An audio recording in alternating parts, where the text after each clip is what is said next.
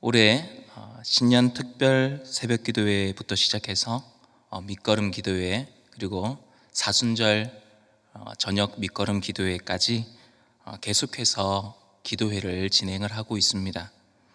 저는 이것이 현재 이 고난의 터널을 지나가고 있는 우리들에게 아주 의미 있는 일이다 생각을 합니다. 은혜의 시간이죠. 왜냐? 우리의 인생들에게는 다 고난이 있기 때문입니다. 여러분들 고난 없는 분 계십니까? 아마 안 계실 겁니다. 남녀노소 빈부귀천 막론하고 모든 인생들은 이 수고하고 무거운 고난의 짐을 다 지고 있습니다. 그렇다면 여러분들은 이렇게 고난이 여러분의 삶에 닥쳐올 때에 그 고난에 여러분은 어떻게 대응을 하고 계십니까? 사실 신앙생활을 어느 정도 하신 분들은 이 고난이 다가올 때에 내가 어떻게 해야 되겠다라는 답을 가지고 계실 거예요. 대부분의 답은 기도입니다. 고난을 돌파할 수 있는 힘은 기도에서 나옵니다. 그리고 이 기도야말로 하나님의 놀라우신 그 응답하심을 경험할 수 있는 기회가 되는 거죠. 오늘 우리가 읽은 본문의 말씀을 보면은 십자가 고난을 앞둔 예수님께서 제자들에게 너희는 내 고난에 이제 동참하게 될 것인데 세상으로부터 아무리 극심한 핍박, 고난, 박해를 받는다 할지라도 결코 두려워할 필요가 없다, 이 말씀을 하고 계십니다. 우리가 성경을 잘 이해하려면은 성경의 앞뒤 본문, 우리가 읽은 본문의 앞뒤 본문의 맥락을 잘 이해하는 것이 성경을 이해하는 데 참 많은 도움이 되는데요. 오늘 우리가 읽은 본문의 말씀은 요한복음 15장 후반절의 말씀과 많이 이렇게 밀접한 연관성을 가지고 있습니다. 15장의 말씀에는요, 성도를 향한 세상의 핍박과 보혜사 성령님의 강림을 말씀하고 있습니다. 세상이 예수님을 미워하기 때문에 제자들인 너희들도 미워하게 될 것이고, 그래서 제자들이 이 강력한 박해 아래 놓이게 되더라도, 너희들이 고난을 당하게 되더라도 근심 걱정하지 마라, 보혜사 성령께서 지켜주실 것이다 라는 말씀이 기록되어 있습니다. 그런데 오늘 우리가 읽은 16장의 말씀을 보면은 15장 후반절에 기록되어 있는 어떤 미움, 박해의 정도가 더 많이 강화된 것을 보게 됩니다. 그게 2절의 말씀에 보면 출교와 죽이는 것으로 나타납니다. 성도를 향한 세상의 핍박과 박해가 어느 정도 있을 것이다, 다 이해를 하고 있었어요. 그런데 이 박해의 정도가 상상 이상이라는 거죠. 심각하게 핍박과 박해가 진행될 것이라는 말씀입니다. 예수님께서 이렇게 세상이 그리스도인들에게 적대적인 입장을 취할 것이다, 오늘 본문 말씀과 같이 미리 말씀하신 이유는 대비를 하라는 것입니다. 세상의 핍박과 박해로 믿음을 저버리는 일이 없도록 하라는 것입니다. 2절 말씀을 보시면 사람들이 너희를 출교할 뿐 아니라 때가 이르면 물은 너희를 죽이는 자가 생각하기를 이것이 하나님을 섬기는 일이라 하리라. 여기서 우리가 하나 기억해야 할 것은 예수님께서 주님을 따르는 이에게 영광만 약속하신 것은 아니라는 거예요. 영광과 함께 고난을 받게 될 것이다 말씀하셨던 것을 우리가 기억할 수 있어야 할 것입니다. 그런데 참 안타까운 것은 무엇이냐? 성도들을 박해하고 심지어 죽이는 일을 행하는 그 자들이 이런 일을 행하는 명분을 뭐라고 합니까? 하나님을 위해서. 원어상 의미를 살펴봤더니 하나님을 예배하는 일이라고 그들이 믿기 때문에 성도들을 핍박하고 박해하고 심지어 죽이는 일을 감행하게 된다는 것입니다.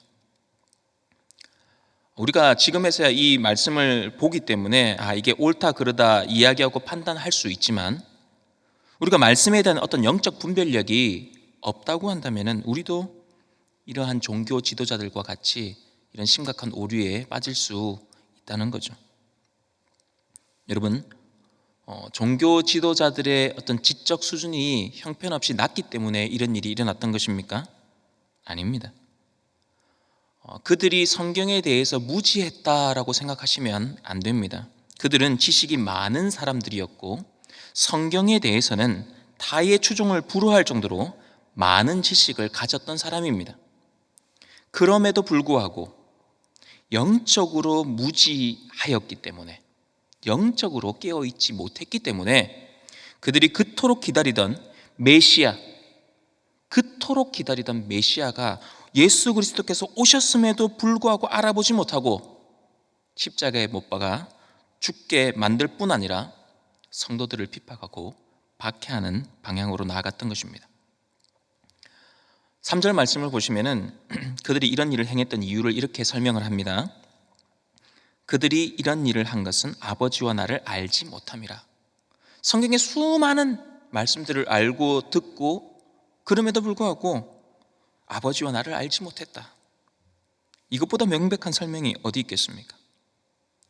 결국 이 율법이, 성경 말씀이 하나님과 그 하나님의 사랑, 예수 그리스도의 십자가 사랑으로 이어지지 않으면은 이거 다 헛것이라는 거예요. 법조문들이 다 껍데기라는 거예요. 그리고 우리는 신구약 모든 말씀 속에서, 이 율법 속에서도 항상 하나님의 사랑과 그 사랑의 결정체인 예수 그리스도를 발견할 수 있어야 하는 것입니다. 그렇지 않으면 우리 역시 영적으로 무지하여서 그 종교 지도자들이 범했던 실수와 오류를 우리도 범할 수 있게 되는 거예요. 그리고 4절 말씀을 보시면은 오직 너희에게 이 말을 한 것은 너희로 그때를 당하면 내가 너희에게 말한 이것을 기억나게 하려 함이요 처음부터 이 말을 하지 아니한 것은 내가 너희와 함께 있었음이라. 결국 예수님께서는 제자들에게 이러한 핍박과 박해가 너희에게 올 것이니 미리 준비하라는 것입니다. 무엇으로 준비하라고요? 기도로 준비하라는 것입니다. 우리는 여기서 아주 중요한 사실을 교훈받을 수 있습니다. 그것은 주님께서 깨닫게 하시는 그 순간이 가장 적절한 타이밍이라는 거예요.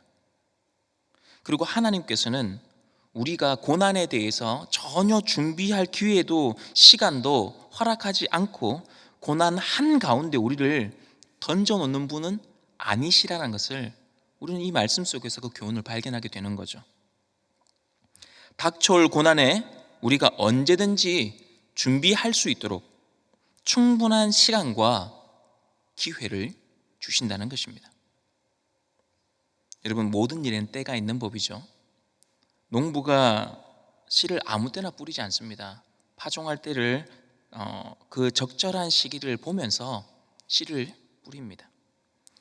마찬가지로 하나님께서 우리에게 무엇인가를 깨닫게 하시는 그 순간, 그리고 여러분들을 지금 이 기도의 자리로 부르시는 이 순간, 이 순간이야말로 그 일을 하기에 가장 적절한 시기다. 우린 이것을 깨달을 수 있어야 되는 거죠. 오늘 하나님께서는 이와 같이 닥쳐올 고난과 시험을 준비하라고 말씀을 통해 깨닫게 하시고 또 기도의 기회를 우리에게 주신 것입니다. 그러면요, 우리는 만반의 준비를 해서 다가올 시험에 적극적으로 맞설 수 있어야 하는 거죠.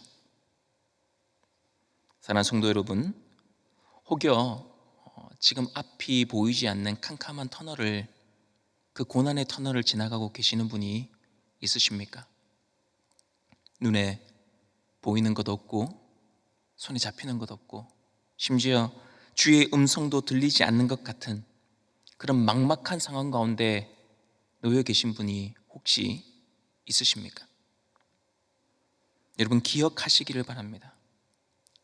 고난을 헤쳐나갈 수 있는 유일한 방법은 기도입니다. 고난을 돌파할 수 있는 힘은 기도에서 나옵니다. 너무 막막한 상황 가운데 여러분 놓이게 되면은 어떻습니까? 기도를 하려고 탁 앉아도 기도가 나오질 않습니다. 한숨만 나오고 눈물만 흔들리고 어떻게 기도를 해야 될지 마땅히 빌 바를 알지 못하고 앉아 있는 거예요. 그러나 여러분, 걱정하지 마십시오. 말할 수 없는 탄식으로 성령 하나님께서 우리의 기도를 도우실 것입니다. 그리고 보혜사 성령님의 도우심을 따라서 우리는 그 고난을 넉넉히 이겨나갈 수 있는 힘을 얻게 될 것입니다. 여러분, 매일의 새벽 기도회 이제는 온라인으로 계속 송출되고 있습니다. 월, 화, 목, 토, 사순절, 저녁 밑거름 기도회가 진행되고 있습니다. 여러분, 이러한 기도회의 시간을 통해서 고난을 돌파하는 이 기도의 힘을, 그 은혜를 경험하시길 바랍니다. 우리가 세상에 속했으면 세상이 우리를 사랑하겠지만은 우리가 세상에 속한 자가 아니라 주께 속한 자이므로 세상은 우리를 미워할 수밖에 없습니다. 그러나 담대하시기를 바랍니다. 세상을 이기신 주님이 우리와 함께 하십니다. 오늘도 세상을 이기신 주님을 붙들고 세상 가운데 그리스도의 승리의 깃발을 높이 들고 기도로 이 고난을 돌파해 나가시는 주의 백성들이 다 되시기를 주님 이름으로 축복합니다.